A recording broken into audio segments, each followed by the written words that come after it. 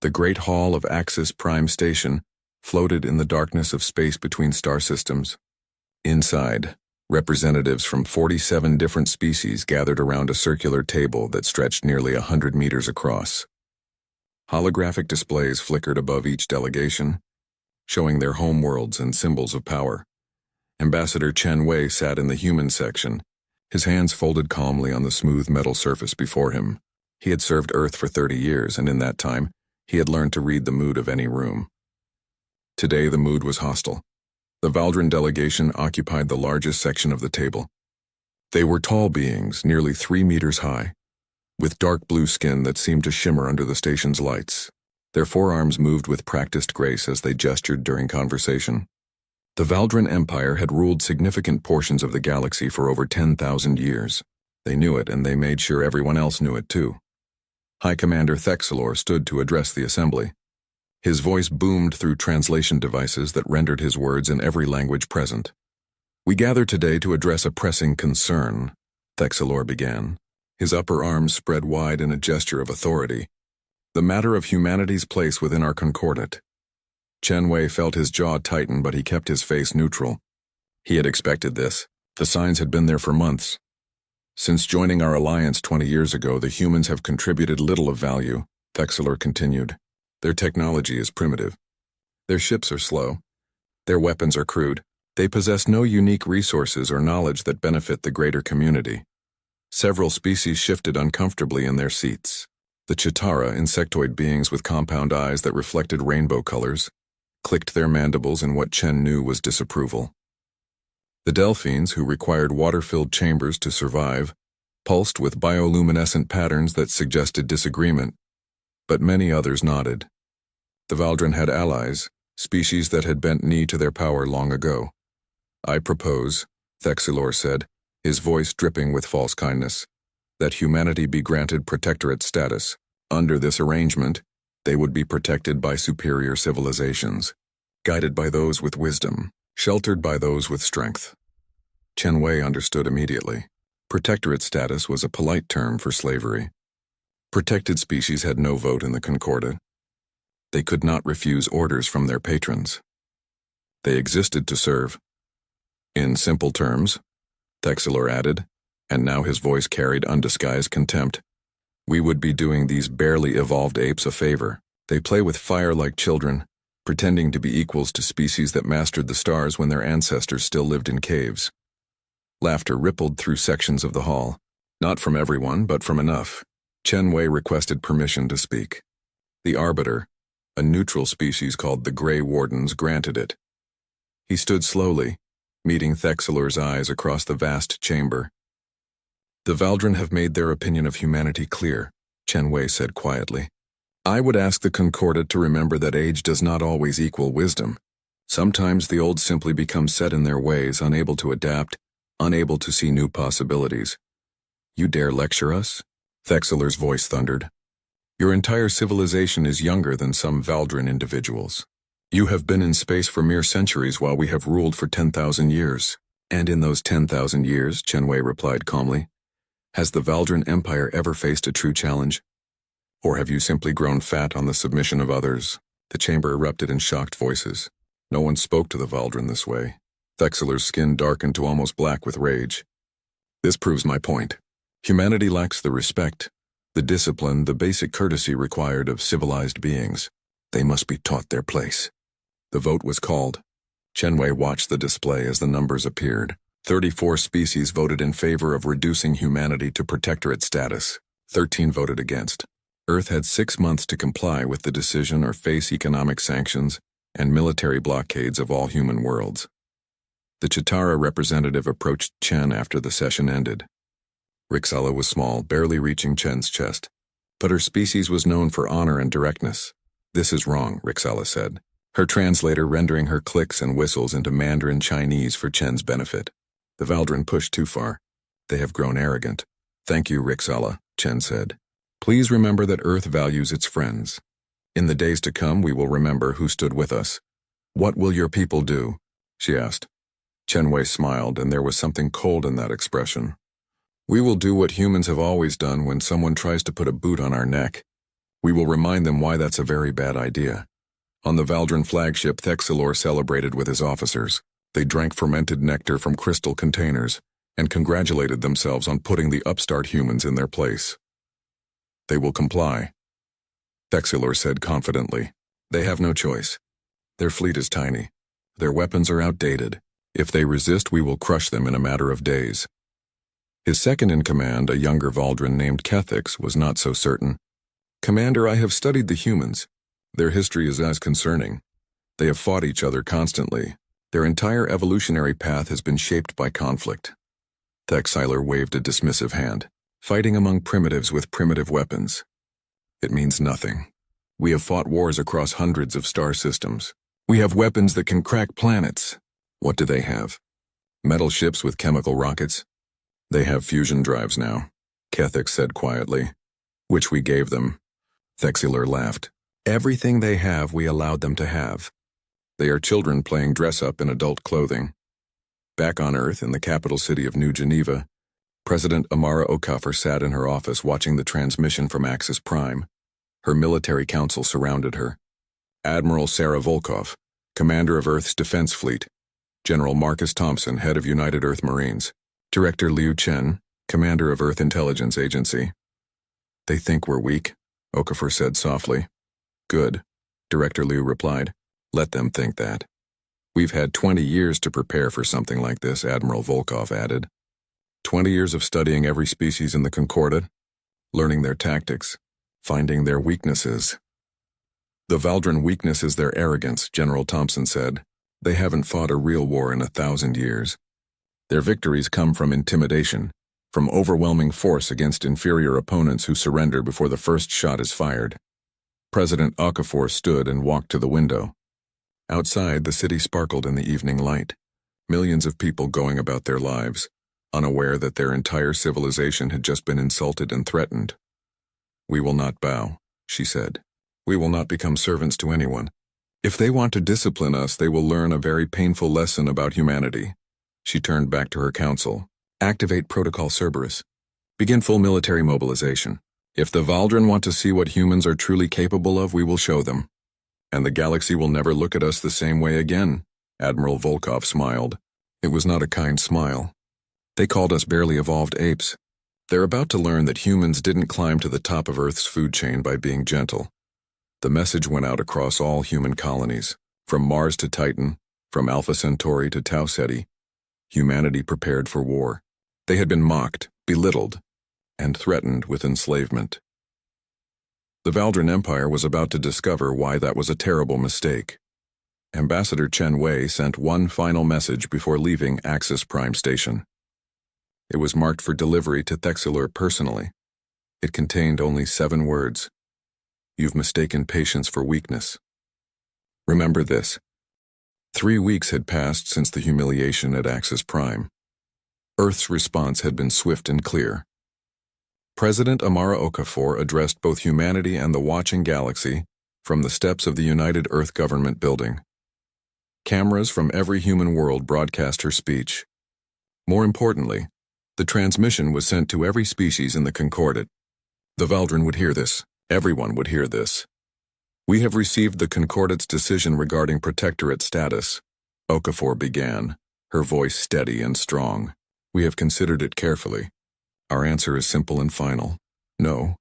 She paused, letting the word hang in the air. Humanity will not bow. We will not become servants. We will not surrender our freedom because others think themselves superior. We came to the stars seeking partnership and friendship. We found it with some species. But we also found arrogance and contempt. Behind her, the flags of every human colony rippled in the breeze. Mars, Titan, Europa, Ganymede, and the newer settlements beyond Sol system. To the Valdran Empire I say this clearly, Okafor continued. You have mistaken our peaceful nature for weakness.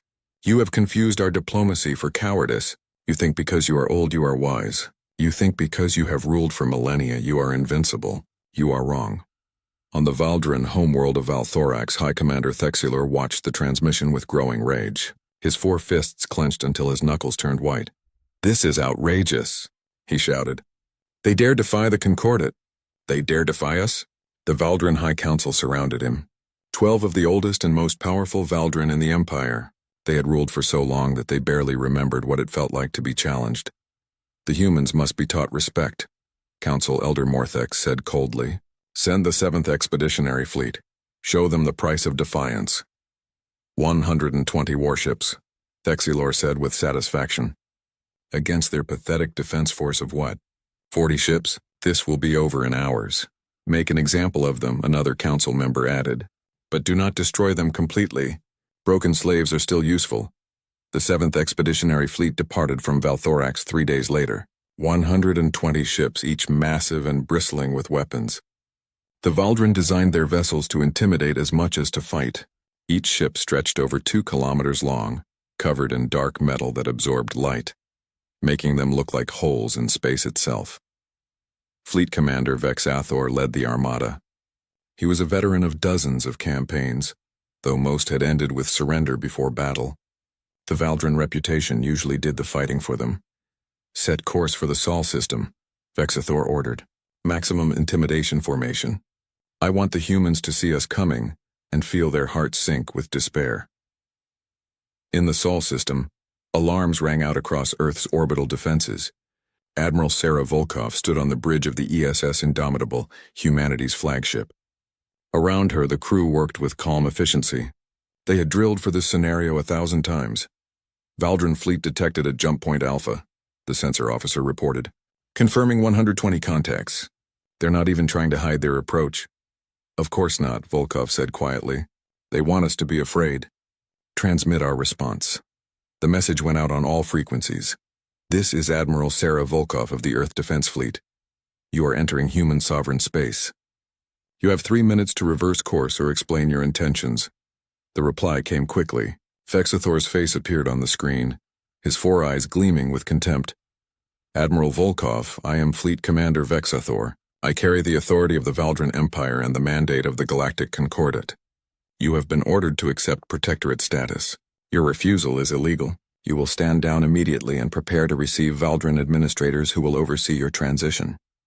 Volkov stared at the screen for a long moment. Then she smiled. It was not a friendly smile. Commander Vexathor, please relay this message to your superiors. Humanity does not recognize your authority. We do not accept your mandate. And we do not fear your ships. If you continue your approach, we will consider it an act of war. Choose wisely. Vexathor's skin darkened with anger. You have 40 ships? We have 120. Do you truly think you can resist us? I think, Volkov said slowly, that you're about to get a very expensive education. But please continue your approach. My crew hasn't had a proper test in months. The Valdrin fleet advanced. Behind Vexathor, his officers laughed at the human bravado. 40 ships against 120. It was suicide. The humans would surely surrender before the first shot was fired. They're bluffing, Vexathor's second officer said. No species would be foolish enough to fight against such odds. You haven't studied humans very well, the intelligence officer, a younger Valdrin, warned. Their history is full of them fighting impossible odds. Sometimes they even win. Silence, Vexathor snapped. They are primitives with delusions of adequacy. We will show them the error of their ways. On the Indomitable, Volkov gave quiet orders. Begin withdrawal protocol. Make it look panicked. I want them convinced we're running scared. The Earth Defense Fleet began to retreat deeper into the solar system. Their formation looked ragged, disorganized. Several ships broadcast emergency signals. It appeared exactly like a fleet that had suddenly realized it was hopelessly outmatched. They flee, Vexathor announced with satisfaction. As expected. Pursue them. We'll accept their surrender at Jupiter orbit. It's far enough from Earth to be humiliating. But the tactical officer frowned at his displays. Commander, they're heading towards Saturn. That's the wrong direction if they want to protect Earth. They're confused and frightened, Vexathor said dismissively. They probably hope to hide in Saturn's rings. It doesn't matter. We'll dig them out and drag them home in chains. The chase continued for 6 hours. The Valdrin fleet followed eagerly, like predators pursuing wounded prey. They mocked the humans on open channels, making sure the entire galaxy could hear their contempt. Run, little apes, one Valdrin captain broadcast. Run back to your caves where you belong. On the Indomitable, Volkov watched the Valdrin fleet enter the pre-planned kill zone. Saturn's rings surrounded them now. billions of ice particles stretching in magnificent bands around the giant planet. All units, Volkov said calmly. Activate Protocol Cerberus. Let's begin the lesson. Across the rings of Saturn, thousands of objects that had appeared to be ice chunks suddenly came online. Weapons platforms carefully disguised and positioned over months of preparation. Railguns, missile batteries, laser arrays, and kinetic bombardment systems. They had been waiting in silent hibernation, powered down and hidden. The Valdrin sensors had detected nothing unusual. Why would they? They were just ice chunks in Saturn's rings. The platforms activated simultaneously. Thousands of weapons opened fire at once. The Valdrin fleet had entered Saturn's rings in a tight pursuit formation. Perfect for intimidation, but terrible for defense. The first volley caught them completely by surprise. Railgun rounds, each traveling at a significant fraction of light speed, tore through Valdrin shields like paper.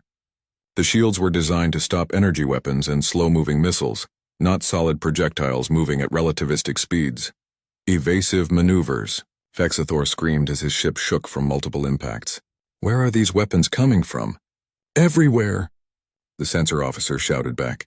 The rings are full of hidden platforms. We're surrounded. Missile swarms erupted from concealed launchers. Not the slow, predictable missiles the Valdrin expected. These were human-designed weapons that moved in unpredictable patterns, coordinating with each other like a school of fish or a flock of birds. When Valdrin point defenses destroyed one, the others learned and adapted. Laser arrays carved through the darkness, finding weak points in Valdrin armor that human intelligence had spent 20 years identifying. Every species had weaknesses. Humanity had studied them all. In the first 30 minutes, 12 Valdrin ships were destroyed. 20 more were heavily damaged. The beautiful, intimidating formation fell apart into chaos. Regroup, Vexathor ordered. Pull back. We need to reassess. But pulling back meant exposing their engines, and the weapons platforms had been positioned with that in mind. More ships died as they turned to flee. The human fleet, which had appeared to be running in panic, suddenly reversed course. They moved through the rings with practiced ease, their smaller ships darting between the ice chunks that hindered the massive Valdrin vessels. Target their command ship, Volkov ordered. I want Vexathor to remember this day very clearly. The Indomitable led the attack personally. Human weapons might be considered primitive by Valdrin standards, but they were effective. More importantly, they were unexpected. The Valdrin had prepared for energy weapons and traditional missiles. They had not prepared for magnetically accelerated metal rods, for swarm tactics, for weapons platforms that could think and adapt. Vexathor's flagship shuddered under sustained fire. His bridge crew struggled to respond, but their training had been for intimidation and overwhelming force, not for actual combat against a determined, clever enemy. Distress signal to Valthorax. Vexathor ordered, his pride broken. Request reinforcements. Admiral Volkov's face appeared on every Valdrin ship's communication screen. She spoke clearly, making sure her words were recorded and transmitted across the galaxy. The news of the 7th Fleet's defeat spread across the galaxy like wildfire. In the concordant chambers on Axis Prime, species that had voted against humanity quietly smiled. Those who had supported the Valdrin looked uncomfortable. The Chitara representative Rixala sent a private message to Ambassador Chen Wei. Your people fight well. The Valdrin are mobilizing more fleets. Be careful. Chen Wei's response was simple. Thank you, friend. Tell others to stay clear of human space for the next few months. It's going to get dangerous. On Valthorax, the Valdrin High Council met in their war chamber. The room was ancient, its walls covered in holographic displays showing their empire's vast territories. For 10,000 years, these walls had displayed only victories. Now, for the first time in recorded history, they showed a defeat. High Commander Thexilor stood before the council, trying to maintain his dignity despite his failure. 3 of his 4 hands trembled slightly. The humans used tricks and deception, he reported. They hid weapons in Saturn's rings. They used tactics that violate every standard of civilized warfare. Civilized? Elder Morthex's voice was cold. They are primitives. They do not know civilization. That is why they must be crushed and taught properly. We are mobilizing 3 full battle fleets, another council member announced. The 2nd, 4th, and 9th. 412 ships total. We will also deploy the subjugation corps. The humans want war. We will give them annihilation. But one voice spoke differently. Council member Zethara was younger than most, only 3,000 years old. She had spent time studying other species and their histories. Elders, I urge caution, she said carefully. I have studied the humans extensively. They are dangerous in ways we do not understand. Their entire evolution has been shaped by conflict. They fought each other constantly, with weapons that grew more terrible with each generation. Even now they remember thousands of battles, thousands of wars. War is in their very nature, which is exactly why they must be controlled, Thexler snapped. They are rabid animals that need to be caged. Or, Zethara said quietly, they are warriors who have finally found an opponent worth fighting, and we just gave them motivation. The council ignored her warning. The 3 fleets departed Valthorax with great ceremony. 400 ships, enough firepower to conquer most civilizations in the known galaxy. The crews were confident. The 7th Fleet had been caught by surprise, ambushed by cowardly tactics. This time would be different. Fleet Marshal Kexthor commanded the combined armada from his massive flagship, the Eternal Dominance. He was one of the Valdran Empire's most celebrated commanders, though he had earned his reputation in subjugation campaigns against species that barely had spaceflight. We will not make the mistakes of the 7th Fleet, Kexthor announced to his officers. We will approach carefully. We will scan thoroughly, and we will crush any resistance with overwhelming force. In the Sol system, Admiral Volkov met with her command staff. President Okafor joined them via secure transmission from Earth. 400 ships, General Marcus Thompson said, studying the tactical displays. They're not playing around this time. Good, Volkov replied. Saturn was just the appetizer. Now they'll see what humans can really do. Director Liu Chen activated a holographic display. It showed the Sol system and the approaching Valdran fleets. They're advancing in a 3-pronged formation. Smart. Harder to ambush. They're also scanning intensively for hidden platforms. They won't find anywhere they're looking, Volkov said with a slight smile, because we're not hiding in the places they expect. Humans don't think like Valdran. That's their biggest mistake. They keep assuming we'll fight the way they would fight. What's the plan? President Okafor asked. We're going to do something no civilized species would do, Volkov answered. Something so crazy, so reckless that they won't believe we'd actually try it. 2 weeks later, the Valdran Armada entered the outer Sol system. They moved slowly and carefully, their sensors sweeping every piece of debris, every asteroid, every moon. No hidden platforms detected, the sensor officer reported. The asteroid belt is clear. Jupiter space is clear, another officer added. Saturn space is clear. Fleet Marshal Kexthor nodded with satisfaction. The humans learned from their mistake. They cannot hide their tricks from proper military scans. Continue the advance. We will establish a blockade around Earth and force their surrender. But something was wrong. The tactical officer frowned at his display. Marshal, where is their fleet? We should be detecting their ships by now. Perhaps they fled, Kexthor suggested. Perhaps they realized the futility of resistance. Or perhaps, his intelligence officer said nervously, they're planning something. The Valdran 2nd Fleet approached Mars. The 4th Fleet moved toward Earth's moon. The 9th Fleet positioned itself near Venus. They would surround the human homeworld and choke off any escape. Then everything happened at once. From behind Mars, the human fleet emerged. But they were not in defensive positions. They were accelerating at speeds that seemed impossible, pushing their engines far beyond what should have been safe limits. They're coming straight at us, the 2nd Fleet commander shouted. Weapons range in 30 seconds. All ships fire, Kexthor ordered. Destroy them before they reach us. Energy beams and missiles filled the space between the fleets. The Valdran fired with precision, their weapons tracking the approaching human ships with calculated accuracy. Several human vessels were hit. Some exploded.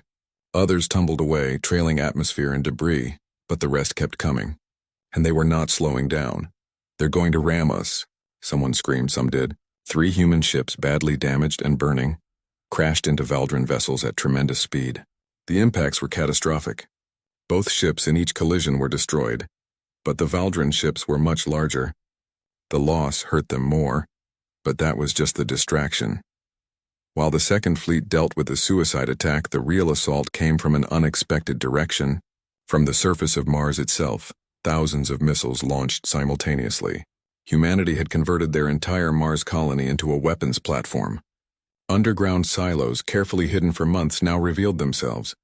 The missiles were crude by Valdran standards. Simple chemical rockets with nuclear warheads. Primitive. But there were thousands of them. And the Second Fleet was focused on the ships attacking from space. The nuclear explosions bloomed like deadly flowers. Valdran shields could stop a few. They could not stop hundreds. Ships died in flames, their hulls torn apart by forces that had once threatened to destroy humanity itself, now turned against their enemies. Near Earth's moon, the Fourth Fleet faced a different nightmare. Human Marines, using small drop pods that were almost impossible to detect, launched toward the Valdran ships. It was insane. Space combat was conducted at long range with energy weapons and missiles. No one tried to board enemy ships during battle. No one except humans. Commander James Rodriguez led the first wave. His drop pod crashed through the hull of a Valdran cruiser, and his Marine squad poured into the breach wearing heavy combat armor. The Valdran crew was unprepared for close combat. They had weapons, but they had never trained for fighting inside their own ships. Their tactics assumed enemies would stay at a distance. Humans had no such assumption. They had practiced fighting in corridors in zero gravity, in hostile environments. They used weapons designed for close quarters. Shotguns, breaching charges, blades for when ammunition ran out. Secure the engineering section. Rodriguez ordered over the squad channel. Cut their power! The Marines moved through the Valdran ship like water through cracks, fast and unstoppable. They used the ship's own corridors against the defenders, turning every corner into a potential ambush point. Within 30 minutes, Rodriguez's squad had seized control of the cruiser's engineering bay. Within an hour, they had captured the bridge. The Valdran captain stared in horror at the armored humans who had taken his ship. How? The captain whispered. How did you even reach us? Rodriguez removed his helmet, revealing a scarred face and hard eyes. You Valdran fight wars from a distance, safe behind your shields and weapons. You forgot that sometimes you have to get your hands dirty. Near Venus, the Ninth Fleet detected the human fleet approaching from Earth. Finally, an engagement they understood. Ship to ship. Long range. Proper combat. They opened fire, confident in their superior numbers and firepower. The human ships scattered, moving in random patterns that made targeting difficult. The Valdran adjusted, their computers predicting movement and compensating. Then the human ships did something unexpected. They stopped firing back.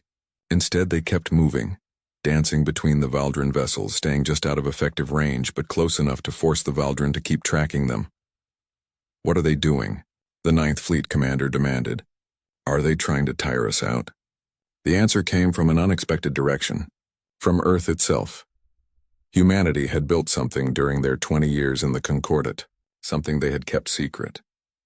A mass driver on the moon, capable of launching projectiles at relativistic speeds. It required enormous energy and careful tar. The captured Valdran ships hung in orbit around Earth like trophies. Humanity had boarded and seized 7 vessels intact, including a heavy cruiser commanded by Thexilor's nephew, Sub-Commander Rethix. The young Valdran officer sat in a human detention facility, still trying to understand how his supposedly superior civilization had been defeated by primitives. Commander James Rodriguez visited the detention area. He carried 2 containers of liquid, one filled with water for himself, the other with a nutrient solution compatible with Valdran biology. He sat down across from Rethix and slid the container toward the prisoner. You're probably thirsty, Rodriguez said simply. Rethix stared at the container suspiciously. Why do you care? Because treating prisoners well is what civilized people do, Rodriguez replied. Your uncle called us barely evolved apes, but we know the difference between soldiers following orders and the leaders who give bad orders. You are trying to manipulate me, Rethix said. Rodriguez shrugged. I'm trying to keep you alive and healthy because that's my job. What you do with kindness is up to you.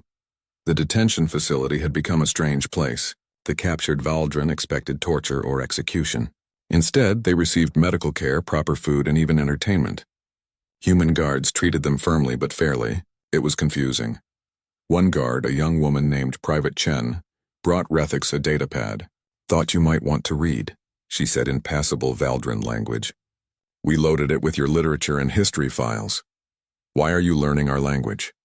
Rethix asked. Because understanding your enemy is important, Chen replied. Also, you're not really our enemy. Your leaders are. You're just soldiers like me. This kind of treatment was repeated across all the detention facilities. The Valdrin prisoners slowly realized that humans did not hate them personally. The humans were fighting the Valdrin Empire's arrogance, not the Valdrin people. Meanwhile, on Valthorax, the High Council faced a crisis unlike any in their history. 2 major defeats. Over 130 ships destroyed. 7 ships captured. Thousands of Valdrin warriors dead or prisoners. And worse, the other species in the Concordat were watching with very different eyes now. Council Elder Morthex paced the war chamber, all 4 of his fists clenched. This is impossible. Unacceptable. We are the Valdrin. We have ruled for 10,000 years, and now we have been defeated by a species less than 300 years old, Zethara said quietly. Perhaps we should consider why. They use tricks. Deception. Uncivilized tactics. Thexler protested. They use tactics that work, Zethara countered. While we have been so certain of our superiority, they have been studying us, learning our weaknesses, preparing for this exact situation. What do you suggest? Another council member asked. That we surrender. Accept humiliation? I suggest we think, Zethara said. For the first time in millennia, we have met an opponent we cannot simply intimidate into submission. We can continue throwing fleets at them and losing ships and warriors, or we can try to understand what makes them so dangerous. But pride and anger won out over wisdom. The High Council made a decision that would define the next phase of the conflict. They would not send another fleet. They would send the Subjugation Corps. The Subjugation Corps was different from regular Valdrin forces. They specialized in ground warfare, in occupying and controlling populations. They had never been needed against spacefaring species before, because those species always surrendered before occupation became necessary. The plan was simple and brutal. A small fleet would deliver the Corps to one of humanity's colony worlds. Not Earth itself, which was too well defended. A smaller target. Europa, one of Jupiter's moons, home to 50,000 human colonists. The Valdrin would take the colony, use the humans as hostages, and force Earth to surrender. It was a strategy that had worked against other species. It was also a terrible mistake. The Valdrin assault fleet arrived at Europa without warning. 3 ships, carrying 5,000 Subjugation Corps warriors. They expected easy victory against a civilian colony with minimal defenses. They were wrong. Every human colony had been preparing since the war began. Europa's governor, Maria Santos, had mobilized the entire population. The colony had mining equipment that could be weaponized.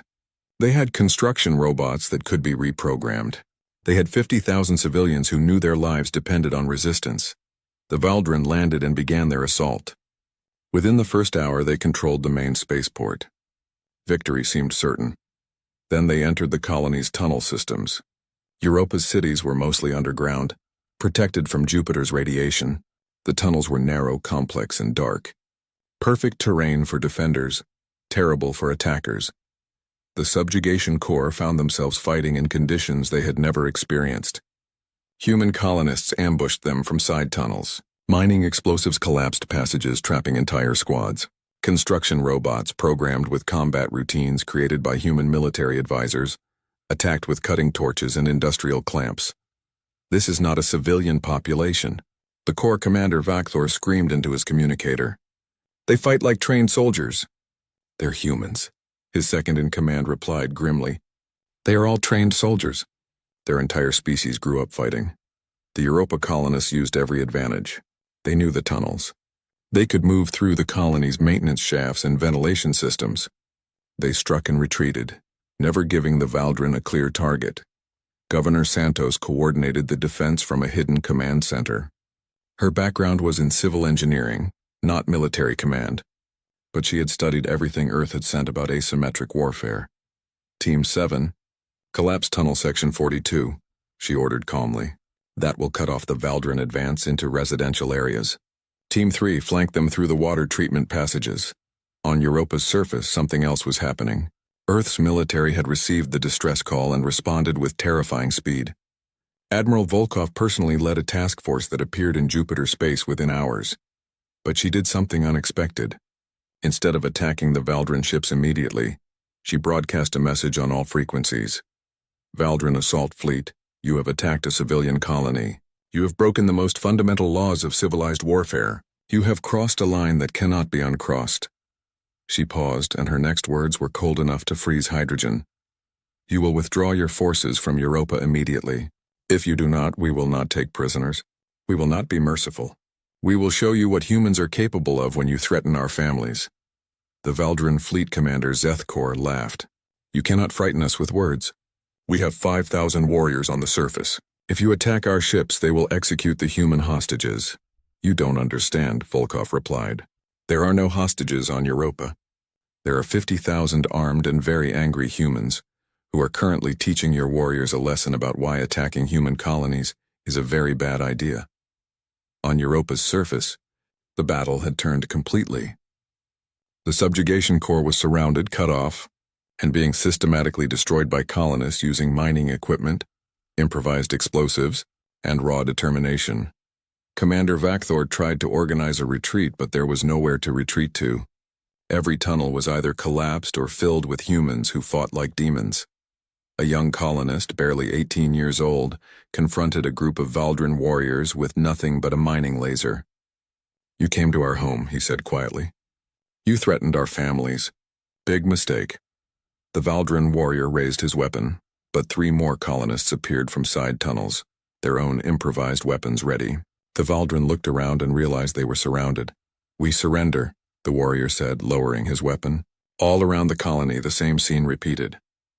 The subjugation corps, broken and defeated, surrendered to the civilians they had come to subjugate.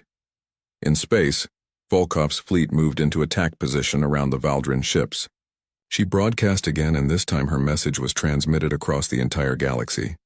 The Valdrin Empire sent warriors to attack human civilians, to take hostages, to use innocent people as bargaining chips. This is not warfare. This is terrorism. She let the word hang in space, knowing that every species in the Concordat was listening.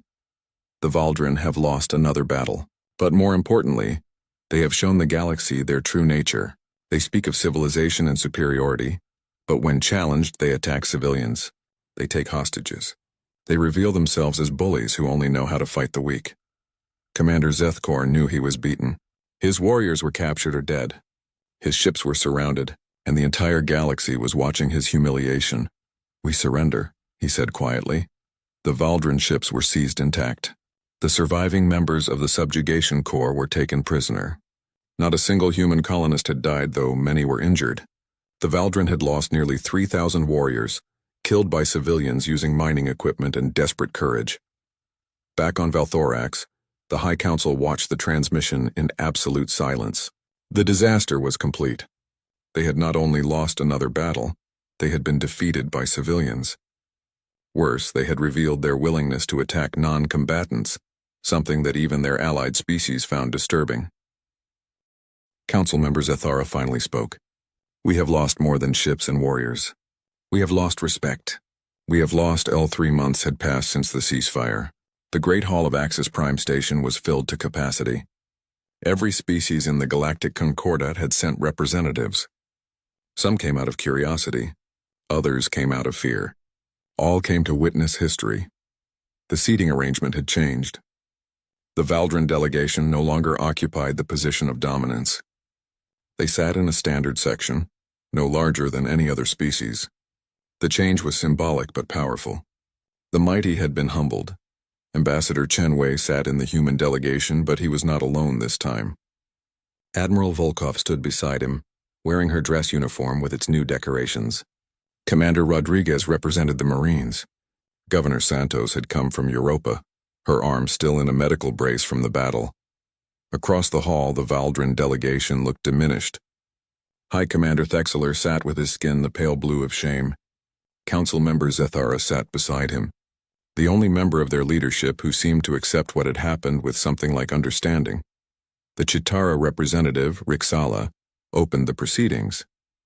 As one of the few species who had opposed the protectorate status from the beginning, she had been chosen to mediate. "We are gathered to address the conflict between the Valdrin Empire and humanity," Rixala said, her translated voice echoing through the chamber. "A conflict that has changed our Concordat forever." Murmurs spread through the hall.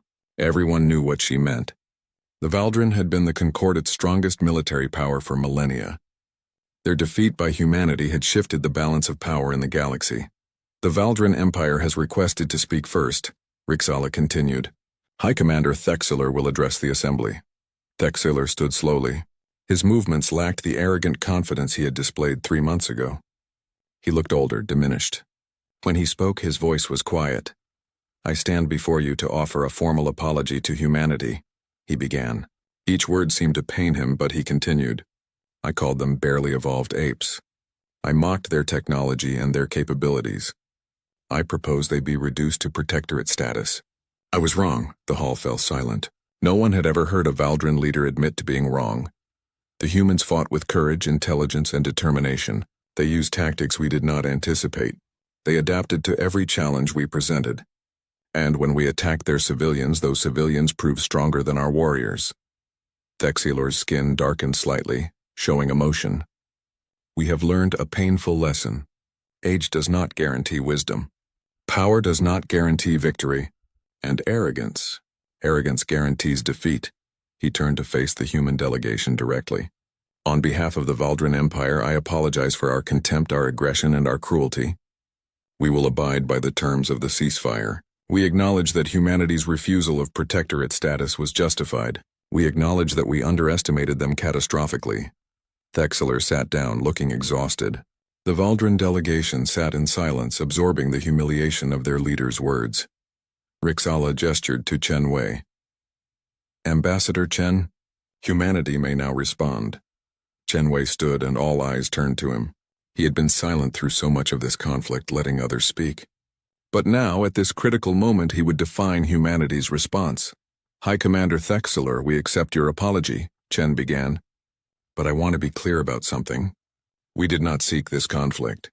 We came to the stars seeking friends, partners, and fellow travelers in the cosmic journey. We found some of that with species like the Chitara and the Delphines. He paused, looking around the chamber. But we also found something else. We found arrogance, contempt, a belief that because you were old, you were superior. That because you had power, you had the right to command us. Chen's voice grew harder. Humanity has a long history, even if it is short by galactic standards. We have fought countless wars. We have risen from ashes again and again. We have learned, adapted, and survived against impossible odds. Not because we are the strongest or the smartest, but because we refuse to give up. Because we refuse to bow.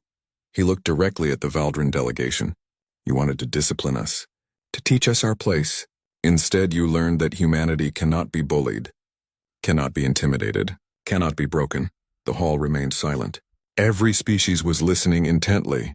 But here is what many of you may not understand about humans. Chen continued, his voice softening. We do not hold grudges against those who learn from their mistakes. We do not seek revenge against those who acknowledge their errors. The Valdrin Empire attacked us and we defended ourselves. Now they have apologized and we accept that apology. He gestured to Admiral Volkov. Our military proved we could fight. Our colonies proved we could resist. Our people proved we could win. But now we want to prove something else. That we can forgive. That we can move forward. That we came to the stars seeking partnership. And that offer still stands. Admiral Volkov stepped forward. She looked every bit the warrior, but her voice was calm and measured. During the conflict, we captured several Valdrin ships and thousands of Valdrin warriors. We treated them with respect and dignity. We gave them medical care, proper food, and fair treatment. Why? She looked around the chamber. Because that is what civilized beings do. Because warriors who follow orders are not our enemies, even if we must fight them. Because hatred is easy, but understanding requires strength. Commander Rodriguez spoke next. I led the boarding action that captured Sub-Commander Rethix's ship. I have spent time talking with him and the other Valdrin prisoners. Do you know what I learned? That Valdrin warriors are brave, dedicated, and loyal to their people. Just like human warriors, he smiled slightly. The problem was never the Valdrin people. The problem was leaders who had forgotten what it means to face a real challenge, who had grown comfortable in their dominance. Who confused power with righteousness. Governor Santos stepped forward last. Her medical brace was clearly visible, a reminder of the battle for Europa. The Valdrin attacked my colony. They sent warriors to take hostages to threaten our families, and my people, civilians with mining equipment and desperation, defeated trained soldiers. She paused, letting that sink in. But do you know what happened after the surrender? We gave the wounded Valdrin medical care. We shared our food with the prisoners. Because that is what humans do. We fight fiercely when threatened, but we do not torture the defeated. We do not take pleasure in cruelty. Chen Wei spoke again, drawing all attention back to him. The Valdrin wanted to know humanity's place in the galaxy. Here is our answer. We are not servants. We are not subjects. We are equals. We will contribute to the Concordat as partners, not as inferiors. He looked around the chamber, meeting the eyes of representatives from dozens of species. But we also understand that trust must be rebuilt. That fear must be addressed. Some of you are wondering if humanity will now seek to dominate as the Valdrin once did. Let me be absolutely clear. We will not. Humanity seeks partnership, Chen continued. We want to share knowledge, to learn from others, to contribute to the greater good. We want to explore the galaxy together with friends, but we will never again accept being treated as lesser beings, and we will defend ourselves and our allies against anyone who tries to subjugate us. The Delphine representative, speaking through bioluminescent patterns translated by computers, pulsed a question. What would humanity do if another species faced what you faced? If the strong tried to subjugate the weak? Chen Wei smiled. We would stand with the weak, because humanity remembers what it's like to be underestimated, to be dismissed, to be told we are not good enough. We will not let others suffer what we suffered. This statement sent ripples through the chamber. Several smaller species looked at the human delegation with new interest and hope. Rixala spoke again. The Concordat must now vote on humanity's status. The original proposal was protectorate status. Obviously, that is no longer appropriate. I propose full sovereign membership with military council representation. The vote was called. This time it was not even close. 43 species voted in favor. Only 4 abstained. All of them close Valdrin allies who were themselves reconsidering their relationships. None voted against. Humanity is recognized as a full sovereign member of the Galactic Concordat, Rixala announced, with all rights, responsibilities, and privileges that entails. But the session was not over. Something unexpected happened. Council member Zethara stood and requested permission to speak. On behalf of the Valdrin High Council, I wish to make an additional proposal, she said. Her voice was steady and clear. The Valdrin military has operated under the same tactical doctrines for thousands of years. These doctrines proved inadequate against an adaptive, creative enemy. We were defeated not by superior weapons, but by superior thinking. She paused, and what she said next shocked everyone. The Valdrin Empire requests that humanity provide military advisors to help modernize our forces, not to make us more dangerous to others, but to make us more capable of defending the Concordat against external threats. The chamber erupted in surprised voices. The mighty Valdrin asking the humans they had mocked to teach them? Admiral Volkov looked at President Okafor, who was watching.